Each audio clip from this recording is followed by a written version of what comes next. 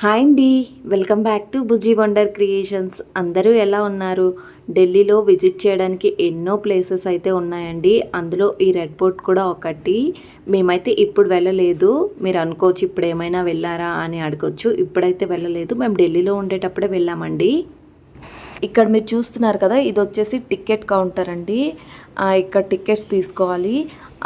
One పర్సన్కి వచ్చేసి 50 rupees అనమాట. అదే ముందు బుక్ చేసుకుంటే 30 రూపీస్కి మనకైతే టికెట్ దొరికేస్తుంది. నెక్స్ట్ ఇంకోటి ఏంటి అంటే దీని టైమింగ్స్ వచ్చేసి మార్నింగ్ 9 టు ఈవినింగ్ 5 PM అండి. మండే అయితే సెలవు ఉంటుంది, ఇది ఖచ్చితంగా గుర్తుపెట్టుకోవాలి. చూస్తున్నారు కదా, రెడ్ ఫోర్ట్ వ్యూ అయితే బయట నుంచి చూడడానికి ఇలా అయితే కనిపిస్తుందండి.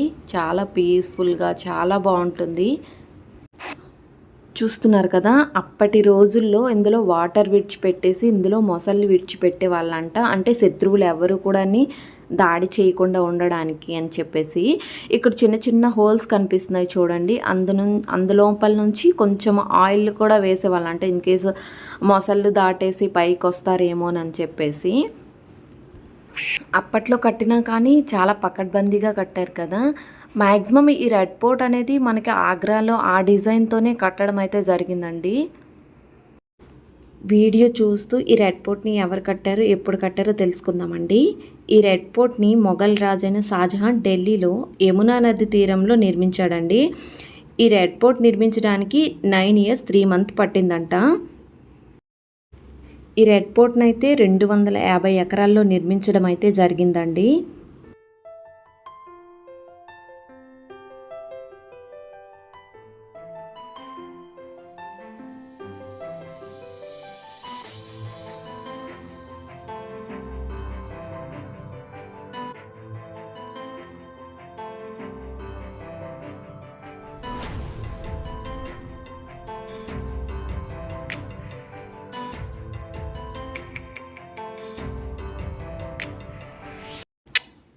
ఇక్కడ వచ్చేసి ఇంతకుముందు మనం అక్కడ టికెట్ తీసుకున్నాం కదండి, ఇక్కడైతే టికెట్ చెక్ చేస్తారనమాట. టికెట్ తీసుకుంటేనే లోపలికి అయితే పంపిస్తారు. మన దగ్గర ఉన్న టికెట్ అయితే వాళ్ళు తీసుకుంటారనమాట. రెడ్ ఫోర్ట్కి ఎవరైనా ఫస్ట్ టైం వచ్చినట్లయితే ఖచ్చితంగా తెలుసుకొని రావాలండి. చాలా వరకు నడవాలన్నమాట. తెలియని వాళ్ళు అంటే స్టార్టింగ్లోనే దిగిపోతారు ఆటో అయితే. చాలా వరకు ఆటోలు కూడా వచ్చేస్తాయండి.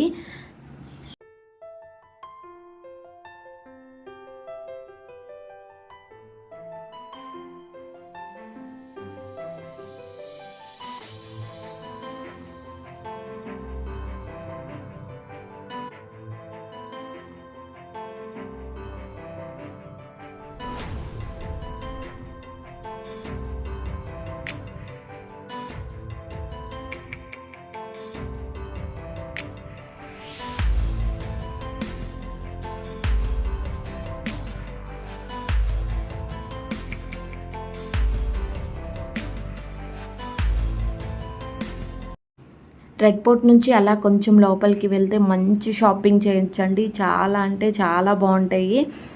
అసలు లేడీస్కి మంచి బెస్ట్ షాపింగ్ చేయడానికి బెస్ట్ ప్లేస్ అని అయితే చెప్పొచ్చు అనమాట. ప్రతి ఒక్కటి కూడా దొరుకుతుంది.